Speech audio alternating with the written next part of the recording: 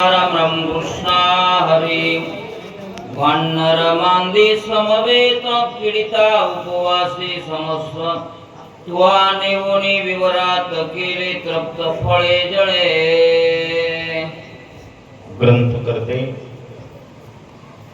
संत एकनाथ महाराज सांगतात, मायबापांनो, संत सज्जनांनो, लक्ष्मण शक्तीचा प्रसंग आहे. गेली अनेक वर्षापासून ज्या गावाशी एक आत्मीयतेचा धागा होता, स्नेह होता, एवढी दिवस ज्या गावाकडे येण्याची ओढ होती, परंतु काहीतरी कारणास्तव येणं शक्य झालं नाही. आमच्यावर जीवापाड प्रेम करणारी माणसं, आदरणीय वैकुंठवासी बळीरामजी दादा टेंगसे,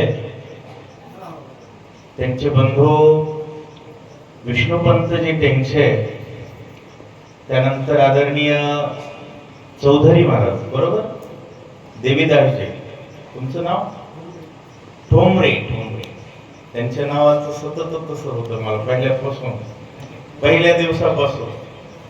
ठोंबरे महाराज, त्यानंतर आपले देवबाप्पा आणि सर्वच तुमचा ग्रामस्थ परिवार, सर्वांच्या प्रेमाला साष्टांग दंडवत करून प्रतिपाद्य विषय आहे.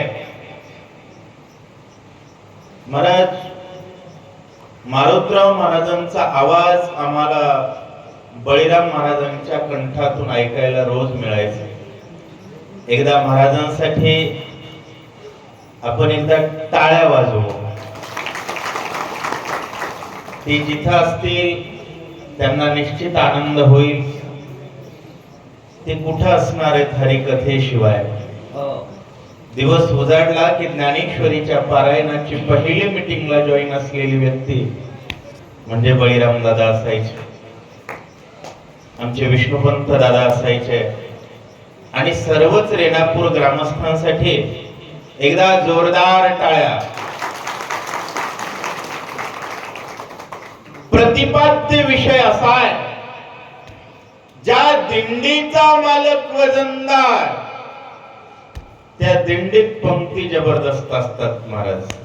रस्ता किती खडतर असो, पण पंक्ती जबरदस्त असतात.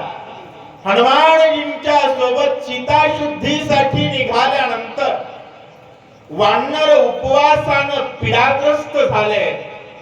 त्याही ठिकाणी हनुमंता, तुम्ही सर्व वानरांना सांभाळलात. कारण कसं आहे, आमच्या वानरांना 5 टाइम पंक्ती द्याव्या लागतात, तरी कलकल व्हायला म्हणतात, बरोबर. किती टाइम पंक्ती असतात?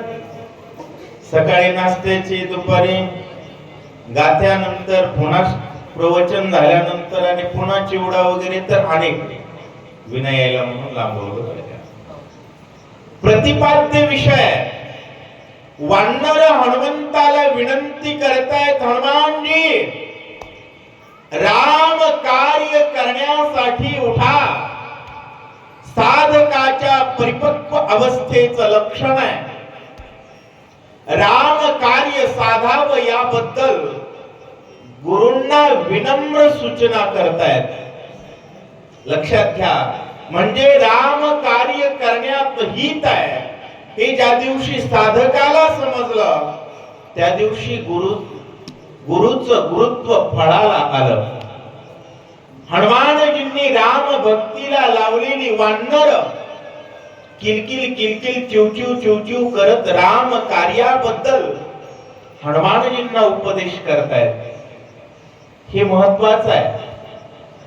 आता दादांनी सांगितलं, महाराज विष्णुपंत टेंगसे महाराजांना आम्ही एकदा म्हटलं होतं, गुरुपौर्णिमेचा उपक्रम आपल्याला गावोगाव पोहोचवायचा आहे. पण जिथून सुरू झाला तिथं सुरू आहे. प्रतिवर्षी विष्णुपंत महाराजांना सांगावं लागत नाही आपल्याला उपक्रम घ्यायचा आहे. महाराज एकटे येतात, अनेक लोकांना गोळा करतात, मीटिंग जॉईन करतात आणि सगळ्यांना सांगतात, हा गुरुपूजनाचा उत्सव करायचा आहे.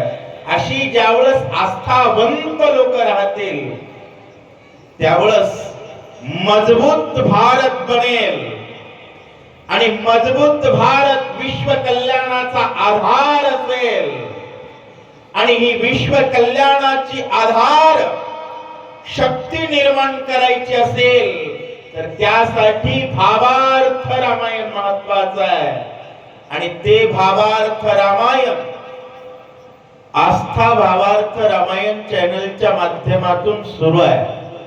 आपल्याला हे जी आम्हा करणे काम बीज वाढवावे नाम प्रभु रामचंद्र भगवान की जय. विवेरे सहित हेमा तुआ उद्धरिली विरोत्तमा समुद्र तिरी पल्वंगमा मरण धर्मा चुकविला. होय विवरे सहित हेमा.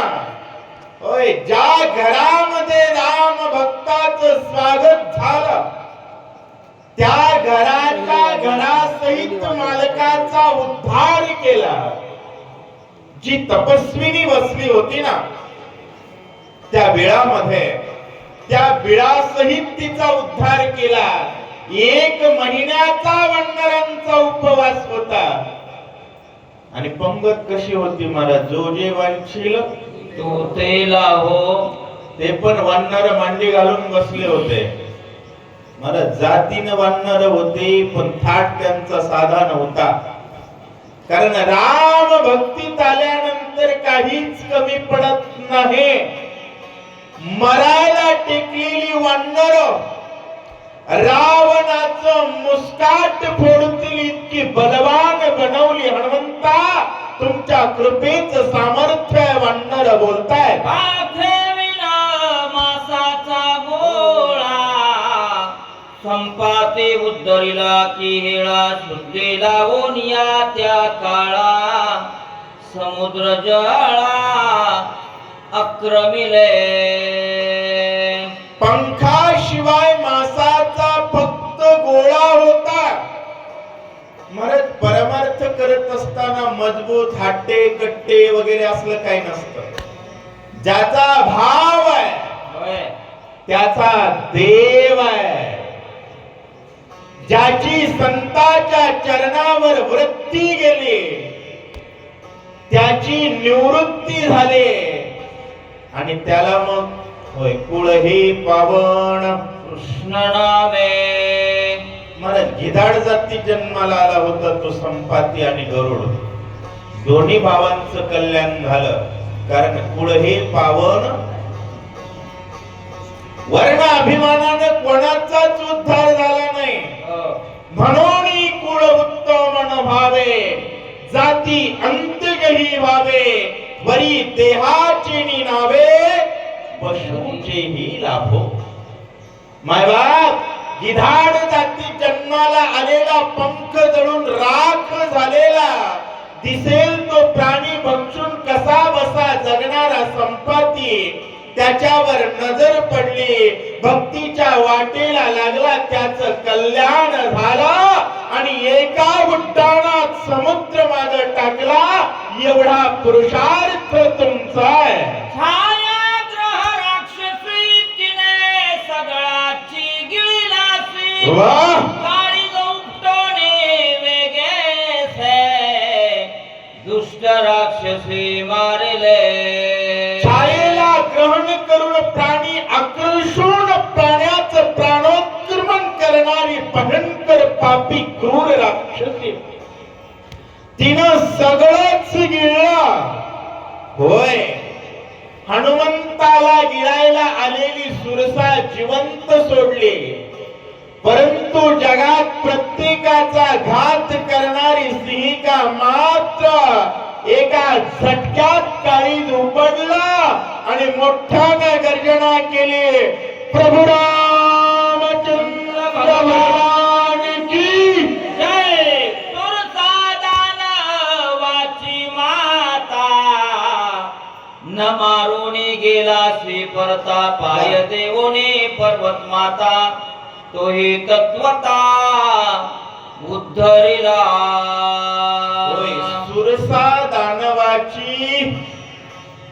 इथं नाथ महाराजांनी भाव सांगितलाय, बापाची सावत्र आई म्हणून सोडली. खरं सांगा, बापाची आई म्हणून सोडली का? एक दोन ठिकाणी बापालाच सांगितलंय हनुमंता, बाबा नीट राहा नाही तर ठेक्यात नीट करेल. खरंय का खोट आहे? महाराज कोणाची राम कार्यात भीड ठेवतील त्यांना संत म्हणूच नाही. वा, राम कार्यामध्ये कोणाची भीड ठेवतो तो संत नाही. मग सुरसा का मारली नाही?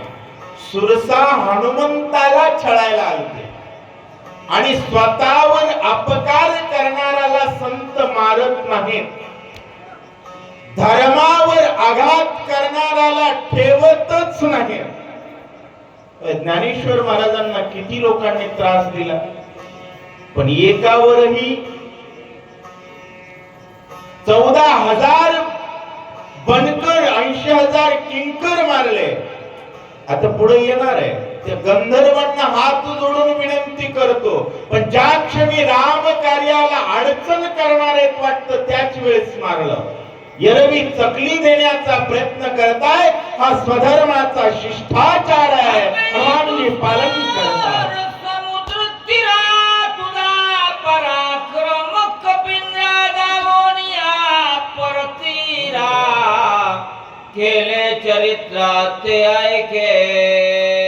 अहो हनुमंता, अतिशय दुस्तर असणाऱ्या समुद्राचं उल्लंघन केला. त्याच्या पलीकडे जाऊन थकवा आलाय म्हणून झोपलात का? नाही महाराज, हो. कारण ज्याच्या मुखामध्ये प्रभू रामचंद्र भगवान की जय, तो थकत नसतो. थकतो कोण? ज्याचा खुराक कच्चा आहे तो. होय, छत्रपती शिवाजी महाराजांचा खुराक पक्का होता, हर हर महादेव, म्हणून थकवा येत नव्हता. जय श्रीराम म्हणायची अक्कल नसणारे आणि धर्मावर दात काढत होय, हे थकतही असतात आणि मरतही असतात. आस्थेनं बलवान असावा. समुद्र मागे टाकला, समुद्राच्या पलीकडच्या कडेला गेला आणि तिथं जाऊन काय पराक्रम केला ऐका. मध्यरात्री लंका शोधली मारुती करुणी राक्षसभा पालते सीताने स्थिती शोधले. अखिल लंका पालथी केली. एका एका घरामध्ये 100 वेळा गेले आणि सीता पाहिली. सापडत नाही त्यावेळेस रट्टे द्यायला सुरुवात केली. महाराज, कुठे तरी सीता सापडली पाहिजे. हे बघा, भगवंताचं कार्य करण्यासाठी सरळच राहावं असं काही नाही. सरळ राहणं हा पहिला रस्ता आहे. पहिल्या रस्त्यानं काम होत नसेल तर दुसरा. पण काम सोडेल त्याला भक्त म्हणत. होय, शिवाजी महाराजांनी अगोदर काहींना समजून सांगितलं, काहींना धमकावून बघितलं, पण भगवा उभा करण्यात जो आडवा आला त्याला मात्र कापून टाकलं. कारण हा आदर्श रामायणाचा बजरंग बली तुम्ही केला. 14 सहस्रावनचार तुवा मारिले एक स्वर झाडे झाडोनी समग्र वनचो फेरा विध्वंसिले. सीता मिळेपर्यंत शांत असलेला संत एकदा का सीतेची भेट झाली, धक्का मारून भांडण करून बुक्का मारून खतम करणारा हनुमान आहे. गपचिप येणारा हनुमान आहे का? नाही. हनुमानजी म्हणले मी काय पत्रकार आहे का? इकडली बातमी तिकडं लिंबू टिंबू इधर बिन उधर बिन. हे बघा, ज्या गावात जाऊ तिथं राम नामाच्या भक्तीचा भगवा फडकवल्याशिवाय शांत बसत नाही, त्याला संत म्हणावं. लंकेमध्ये गेल्याबरोबर हनुमंतानं पहिलं काम काय केलंय? कुणी वर हात करून सांगा मला. पहिलं काम, लंकेत उड्डाण पडल्याबरोबर रावणाचा झेंडा मोडून टाकला. ज्याला परक्याचा झेंडा सहन होतो तो समाज गुलामीत जगतो. तोरणागडाकडे पाहून माता जिजाऊंनी सांगितलं, रे शुभा, मला तो झेंडा टोचतोय, मला तो झेंडा टोचतोय. छत्रपतींनी सांगितलं, आई, तुझ्या चरणाची शपथ घेऊन सांगतो, 8 दिवसाच्या आत तिथं भगवा फडकेल. ही शिकवण कुठली आहे? लक्षात घ्या. हनुमंताने गेला बरोबर वनाचा विध्वंस केला, झोपलेली बनकर उठवली आणि अंगावर आल्या बरोबर भारा बांधला, फिर समुद्रात फेकले. जम्बू माळी प्रधान पुत्र त्वा मारिला अकया कुमार, इंद्रजितासी करुणी शास्त्र सत्वर गांधीला. अहो, रावणाची सोन्याची लंका फूल कोमेजलं तर सदा सूर्याला होती. त्याची नगरी अशांत केली, रणभूमी केली. शहाणा समाज कोणाला म्हणावं? शत्रूचं राष्ट्र युद्धभूमी बनलं पाहिजे. दुर्दैवानं आज भारत युद्धभूमी आहे. हे दुर्दैव आहे. आपल्याला हनुमंतानं शिकवलेली भक्तीची वाट कळलीच नाही. आज समाजाला शत्रू बोध नाही. मित्र कोणाला म्हणावं, शत्रू कोणाला म्हणावं याच्या निष्कर्षाचं ज्ञान नाही. हनुमाननी रावणाच्या देशात गेले, रावणाच्या देशाला युद्धभूमी बनवलं आणि जो येईल त्याला खतम केलं. रावणाचा बलवान पुत्र असणारा इंद्रजित त्या ठिकाणी सपाटीचे सालपट निघतील इतका मारला. अखया कर कर कर फिरवला, कणकण आपटला आणि खतम केला. हा पुरुषार्थ तुमचा आहे. कोणी सम्मुख रावण तुवा करोनी पुच्छासन, तिखट वाग्बाने करून हृदय दशानन भिंदिला. रामायणातून हनुमंताकडून काही शिकावं. जय श्रीराम म्हणतो ना, त्याच्यापेक्षा उंच बसायचं नाही. आणि जय श्रीराम म्हणतो ना, म्हणत नाही ना, त्याच्या नरड्यावर पाय दिल्याशिवाय राहायचं नाही. खाली बसेल. हे बघा, संताच्या पुढे खाली बसावं आणि उद्धटाच्या कांसुलीत देऊन नीट करावं, त्याला शहाणा म्हणतात. बरोबर आहे. हनुमानजी रावणाच्या सभेत खाली बसले नाहीत. उद्धतासी लावणे सीक, विचार अनेक असे ना. महाराज, आग्र्याच्या सभेमध्ये आमच्या राजाला फक्त मागच्या लाईन मध्ये उभं केलं. औरंग्याचं धोतर पिवळं केलं राजांनी. ते उभं नाही, ती भावार्थ रामायणाचं शिक्षण आहे. खाली बसायचं नाही. शत्रूच्या पुढे खाली बसेल तो स्वाभिमानी जीवन जगणं नाहीये. छत्रपती शिवाजी महाराज मागच्या लाईन मध्ये उभे राहिले नाहीत आणि हनुमान खाली खुर्चीवर बसले नाहीत. रावणापेक्षा सिंहासन मोठं केला, बजरंग बली वर बसले आणि कशी परीक्षा घेतात ऐका. आणि लावणी पुच्छासी जाळीले दाही मुखासी वा वा. मकरोणी लंके से सीता शुद्धि से अनिले. अहो, रामायणातून शिकावं. रावणानं फक्त हनुमंताच्या शेपटाला जाळायचा प्रयत्न केला. हो. हनुमानजी म्हणले वागा, हे शेपूट जय श्रीराम वाल्याचा, तुला याचे परिणाम माहिती नाहीत. शेपूट गुंडाळायच्या निमित्तानं लंका उघडी केली. शेपटाला आग लावायचं निमित्त केलं. रावणाच्या दाढीपासून सुरुवात करून माडीपर्यंत सगळं राख केला. एवढा पुरुषार्थ हनुमंता तुमच्यामध्ये आहे. कला एके आपण अर्धरात्री तू आदा नानोनी महापाषाण सेतू बंधन संपविले. एकेला एके होय 100 योजन समुद्र.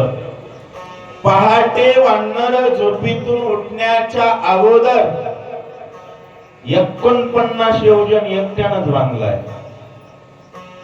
महाराज, एवढं सामर्थ्य तुमच्यामध्ये आहे, तुम्हाला आम्ही काय शिकवावं अशा प्रकारे वानर बोलताय. अति संकट हिरिदम करुण खांदी वाहून लक्ष्मण वीर इंद्रजीत दारुण तू ऐकलेन मारविला. होय, लक्ष्मण असेल तर बजरंग बली खांद्यावर घेतात. कारण भागलिया मद घेतील कडिये वाहतील कडिये वाह, त्यांची आणि जोडे. सर्व सुख राम आहे आणि त्या रामाच्या धर्माच्या आडवा येणारा इंद्रजित गुफेत गेलाय. तळहातावर लक्ष्मणाला घेतलं हनुमानजी आणि तुम्ही इंद्रजित मारून घेतला. एवढे बलवान तुम्ही आहात. मनीन धनवती धरिता किती कर्मे केली हनुमंता. वाह. भक्तोत्तमा कपिनाथा श्रीराम सुखारता बंधू उठवे. अहो हनुमंता हनुमंता हनुमंता, मनी न धनवती. होय. मनात कल्पनाही होणार नाही. अहो तुम्ही गल्लीत जायला घाबरता. हनुमानजी देशात गेले. होय. कोणाच्या? रावणाच्या. रावणाच्या. पिस्तुले असे मारले ना, हनुमान दिसला की ते जय श्रीराम म्हणू लागले महाराज. कारण भजन केल्याशिवाय जगूच देत नाही बुवा. तुम्ही करताव की नाही? लक्षात ठेवा, राम राम करताव तोपर्यंत शांत आहे, नाही तर त्याचा दंगा दुपारी 12 वाजता लाव जातोय. रात्री नाही. किती वाजता? दुपारी. मनी न धनवती धरिता मनात कल्पना सुद्धा होणार नाही अशी कर्म तुम्ही केली. आणि तुम्हाला आम्ही काय सांगावं? परंतु सांगावं महाराज, चांगलं असेल ना तर कोणालाही सांगावं. वाईट असेल ना तर कोणालाच सांगू नये. चांगलं सांगायला अधिकार लागत नाही. चड्डी जरी घालायची कळत नसेल आणि ते लेकरू जर जय श्रीराम म्हणलं तर त्याला उत्तर द्यायचंच. लक्षात घ्या, त्याला प्रत्युत्तरात जय श्रीराम म्हणायचंच. आणि राम राम करीत नसला, तो किती जरी मोठा असला तर त्याच्या थोबाडाकडे सुद्धा बघायचं नाही. आपला धर्म आहे हरिबीन जन्म. नरकची पैदाना नरकाकडे बघायचं नाही. हा धंदा वानर गुरुला शिकवू लागले, बजरंग बली उठा, देव आपला करायचा आहे.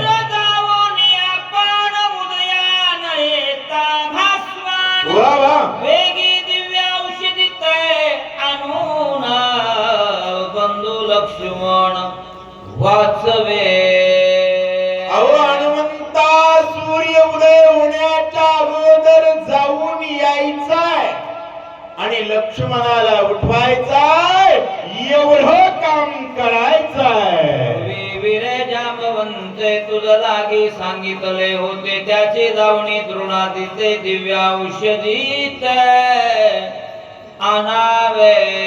पूर्वी तुम्हाला जांबवंतानं ज्या पर्वताचा पत्ता सांगितला होता त्याच पर्वतावर जायचंय, औषधी घेऊन यायचंय. या पर्वताच्या दक्षिण शिखरी दिव्य औषधी थोरपणे ऐक, त्याच्या नामाची कुसरी सविस्तरी सांगेना. त्या पर्वताच्या दक्षिण कोणामध्ये दिव्य औषधी आहे आणि त्या औषधींची थोडी महत्व एक्सप्लेन करतो. ऐक. शल्य विशल्य होते पूर्ण, विशल्य करणे तिचा विधान. अतियुक्तीने आपण वेगे शोधून आणावे. शल्य विशल्य होती पूर्ण. शल्य नाम दुःख. आताच्या भाषेत लोकांना कळेल असं पेन. पेन म्हणजे त्रास. आणि विशल्य होती पूर्ण, तिला म्हणतात विषय.